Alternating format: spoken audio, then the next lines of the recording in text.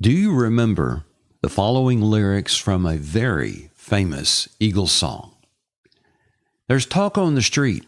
It sounds so familiar. Great expectations. Everybody's watching you. People you meet, they all seem to know. Even your old friends treat you like you're something new. There's a new kid in town. This episode is more about a personality instead of a product. He was a new kid in town. There was a lot of expectations on him. However, he was instrumental in turning around a well-known product.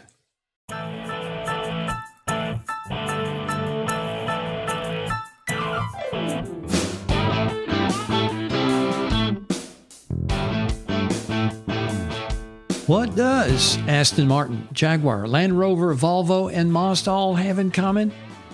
These automotive brands, at one time, were all owned by the Ford Motor Company. However, under a new CEO, major changes were made, and the parent company sold all the brands but one and cut the percentage owned of that one remaining brand, which was Mazda. This new CEO put the focus on one brand, and that was Ford. Hello, I'm your host, Gary Neidert, and you're listening to My First Ride podcast. On April 5th, 2006, Bill Ford stepped down as CEO of Ford Motor Company and was replaced. For the first time in the history of Ford, an automotive industry outsider, meaning no automotive experience, was set in as CEO. And how do you think that worked out? I like to listen to podcasts instead of radio. In June of last year, I discovered a podcast that featured a presentation done in 2015 by the Ford CEO that made all the changes. This made a big impact on me, and I've been thinking about it ever since then. It's a story about a great leader and what he did to inspire the employees of an automotive icon. I know you'll enjoy hearing his story, so let's just get into it right now. As usual, we'll start off with 365daysofmotoring.com and what they have to say. On April 5th, 2006, Bill Ford stepped down as CEO of Ford Motor Company and was replaced by Alan Mulally. Well, who is this guy, the outsider of the automotive industry? Who is he? And why did Ford pick him? Well, Alan Mulally was hired by Boeing immediately out of college in 1969 as an engineer.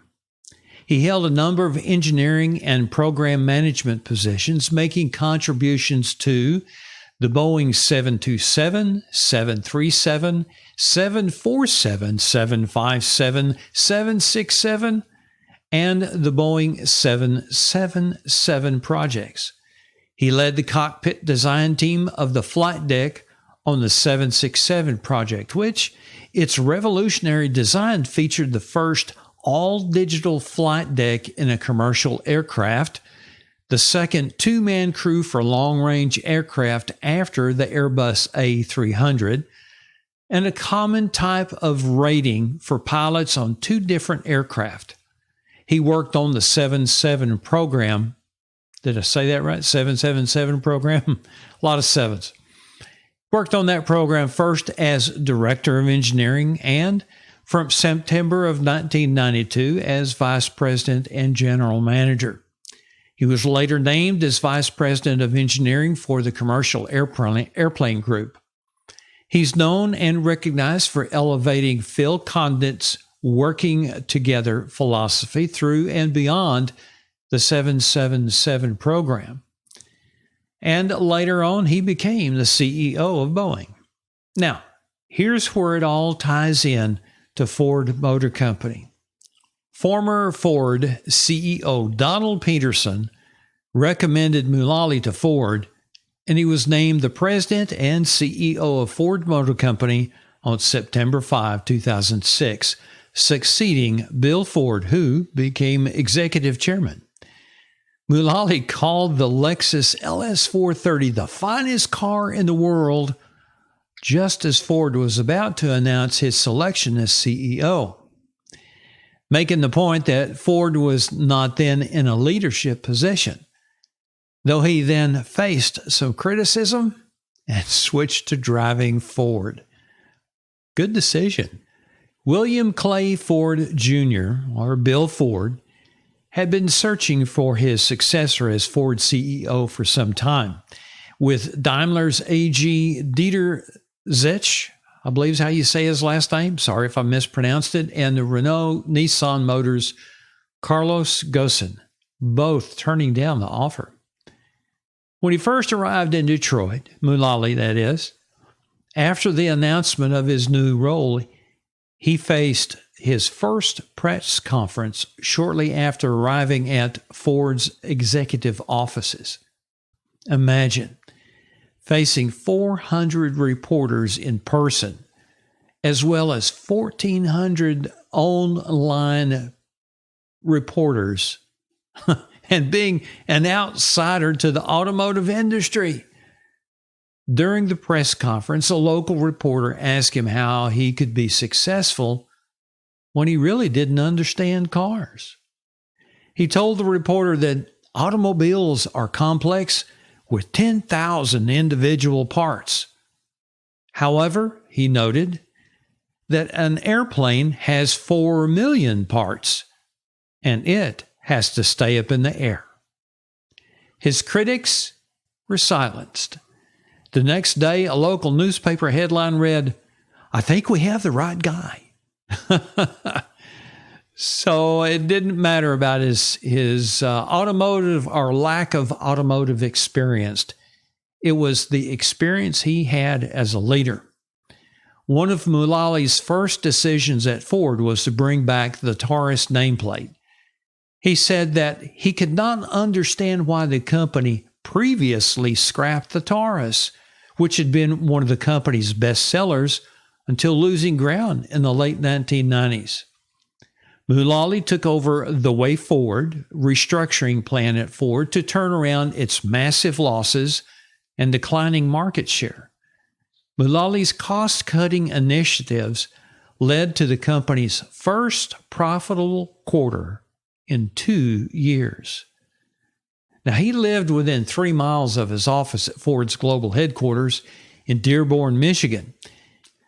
He had a meeting with Ford's executives called a Business Plan Review, or a BPR, every Thursday at 7 a.m.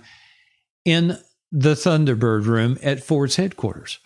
Now, this is from an article. I want to go over this. It's from an article written by Patrick Lencioni. I believe that's how his name is pronounced. And the article's from April of 2017 from tablegroup.com. And this is from his words, him talking.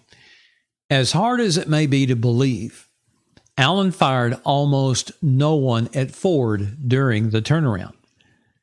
Any reasonable person would assume that he would have gone in and removed dozens of the leaders who were involved in creating the mess that existed before he arrived. Right or wrong, this is extremely common during turnarounds, especially in massive companies with such entrenched cultures like Ford. Add to the fact that Allen hired only one outsider, and you have to wonder how he could have orchestrated such a dramatic recovery. And that brings us to one of Allen's true gifts. He knows how to hold people accountable with tough love. That's right, love. Tough love. And the author goes on to say this, let me give you an example based on one of many conversations I've been fortunate to have with Allen over the past few years.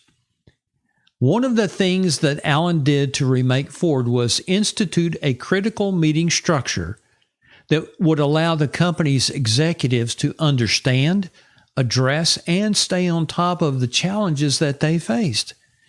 Those meetings were long, arduous, and seemingly, worst of all, weekly.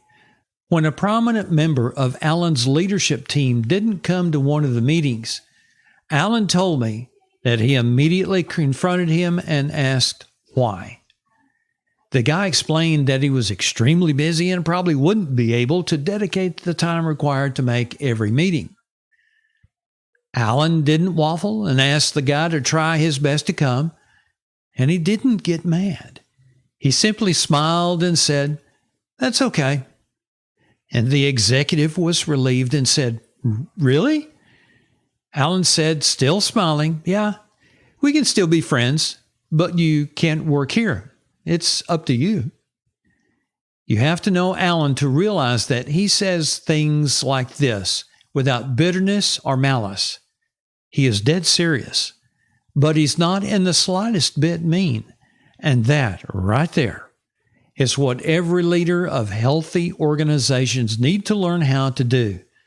Consistently, persistently, lovingly hold people accountable, not just for hitting their numbers or achieving their goals, but first and foremost for the behaviors that the organization requires.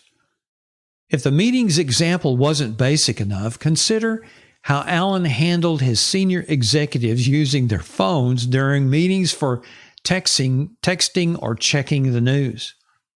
He would stop and just look at them intently until they put the phones away. Yes, like a 7th grade teacher. Ford's executives soon learned to turn off their phones and focus on the discussions at hand. Every CEO should have the courage, yes, the courage to do that. So let's get back to the information from Wikipedia. 2006, Mullally led the efforts for Ford to borrow $23.6 billion by mortgaging all of Ford's assets. To put that amount in perspective, the tax revenue for the state of Georgia in 2020 was $24 billion. Said another way, that's a lot of money. His plan to borrow so much money included putting up the Ford Blue Oval brand as part of the collateral. Now, a side note to all that, Ford's debt got to $39 billion, but had paid back $23 billion as of 2015, and they didn't have to take the government bailout. Mullally said he intended to use the money to finance a major overhaul and provide, quote, a cushion to protect for a recession or other unexpected event, end quote. At the time, the loan was interpreted as a sign of desperation, but is now widely credited with stabilizing Ford's financial position compared to the crosstown rivals General Motors and Chrysler, both of whom subsequently went bankrupt during the automotive industry crisis of 2008 and 2009. Ford was the only one of the Detroit Three that did not ask for a government loan. Mullally did testify before the United States Congress in favor of government loans for General Motors and Chrysler, discussing the impact to the economy and to other automobile manufacturers if parts suppliers were to go bankrupt in light of a GM or Chrysler collapse. In May of 2009, Ford chairman William Clay Ford, or Bill Ford, who hired Mullally, said that, quote, Alan was the right choice to be CEO, and it gets more right every day, end quote. In 2001, Ford's CEO at the time, Jacques Nasser, was criticized for paying too much attention to new overseas acquisitions while letting the main Ford operations in the U.S. decline. This was not a good move for Ford. In other words, he was the one that bought Jaguar, Land Rover, and on and on. So in 2007, Mullally presided over the sale of Jaguar and Land Rover to Tata Motors. It's an Indian car and truck manufacturer. Mullally said he had no regrets over the sale, preferring to concentrate on the Ford brand. Ford received $2.3 billion on the sale, considerably below what they paid for it under Nasser and Donald Peterson. However, the analysts said that Ford would have gotten much less or might not have found a buyer if they had tried to sell it later in 2008, as Jaguar Land Rover sales subsequently plummeted due to high oil prices in the summer, causing Tata to request a bailout from the British. So if they didn't get a bailout from the British, would we have said Tata to Tata? Mullally also sold off Aston Martin and Volvo and reduced Ford's stake in Mazda. In 2008, amid mounting losses during an economic downturn, Ford announced a proposal on December 2, 2008, to cut Mullally's salary to $1 per year if government loans were received and used by Ford. During the hearings for government loans to Ford, he and other industry leaders were criticized for flying to Washington, D.C. in corporate jets. During a subsequent meeting, he traveled from Detroit to Washington by a Ford-built hybrid electric vehicle while selling all but one of the company's corporate jets. Due to his achievements at Ford, he was included in the 2009 Time 100 list. The entry, written by Steve Ballmer, says, Mullally understands the fundamentals of business success as well as any business leader I know. On November 1st of 2012, Ford announced that Mullally would stay with the company at least through 2014. It was reported in September 2013 that Mullally might step down earlier than 2014 as he explored other roles. The board would reportedly be sympathetic to this move. On July 1st, 2014, Mullally resigned as CEO of Ford. I mean, this was some very interesting information to me.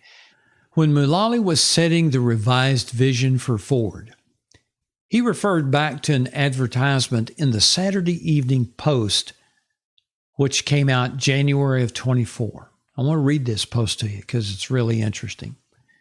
Opening the highways to all mankind. That's the headline of the article. Back of all the activities of the Ford Motor Company is this universal idea, a wholehearted belief that riding on people's highways should be within easy reach of all the people. An organization to render any service or widely useful must be large in scope as well as great in purpose. To conquer the high cost of motoring and to stabilize the factors of production, this is a great purpose.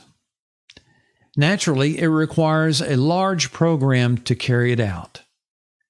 It is this thought that has been the stimulus and inspiration to the Ford organization's growth, that has been the incentive in developing inexhaustible resources, boundless facilities, and an industrial organization which is the greatest the world has ever known. In accomplishing its aim, the Ford institution has never been daunted by the size or difficulty of any task. It has spared no toil in finding the way of doing each task best.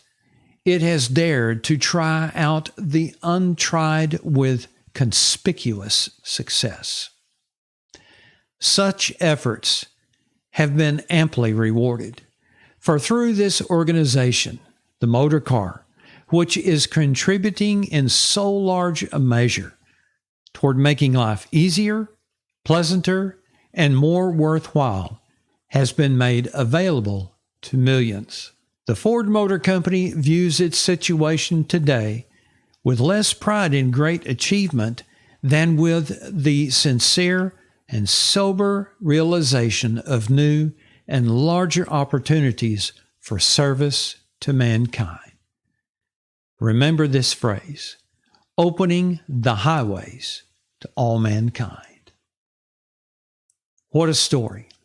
What a fantastic story. And I've got one more. There was the podcast that I listened to was from John Maxwell. And Alan Mullally was recorded back in 2015. But John Maxwell's organization presented a piece, a PDF, which is available to download, about what Mullally went through in his reorganization and is resetting the vision for Ford when he came in. I'll just read some of this. Everyone needs to know what the vision is. Everyone needs to know the strategy for achieving that vision. Everyone needs to know the status of the plan. And it's broken down here. This is when he first went in, before he got the loans and all that kind of stuff. Vision. Opening the highways to all mankind. See, he went back to Henry Ford's original vision. I think it's a big vision, but I think it's a great one. The strategy. And here's what he listed under the strategy. Focus on the Ford brand and then Lincoln. Serve all markets around the world. Produce a complete family of vehicles, cars, utilities, and trucks. Make finest quality, most fuel efficient, lowest emissions, safest smart vehicles. Work together using all Ford's resources globally. Restructure quickly.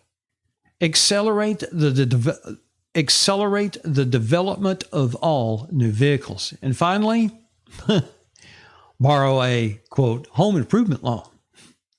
That's what he called it. And finally, status. Implemented the business plan meeting every week. The Ford Motor Company's production turning point took place after one leader was willing to admit they were stuck. This broke through the previous culture and established a safe place to share problems and issues. Pretty great story. I highly recommend that you go to the website, and I'll have the links to Wikipedia, and I'll have a link to the podcast where you can listen to that podcast yourself. I mean, I cut out a lot of details, and it's really worth listening to. So, again, I highly encourage you to go listen to that podcast and check out that information. I'd like to meet the guy personally, and he sounds like a really interesting dude. What's coming next on my first ride? Well, I'm constantly searching for people that would enjoy telling the stories of their first rides and how their lives were influenced by them. And I bet you probably know someone that would be a great guest for my First Ride podcast, right? Let me know a little bit about them and their story. What about telling your story on the podcast? Let me know a little bit about you and your first ride. Check us out and subscribe to the podcast on iTunes, Spotify, and now we're on Google Podcast. And of course, you can also go to the website at myfirstridepodcast.com. One final thought. You may not have your first ride, but you still have the memories. It's time to share them. Contact me if you have questions regarding today's podcast or would like to be a guest on My First Ride podcast. I'm Gary Neidert, and you've just experienced My First Ride podcast. Call me 972-771-7899 or send me an email, myfirstridepodcast@gmail.com. Thanks for listening. Thanks for watching.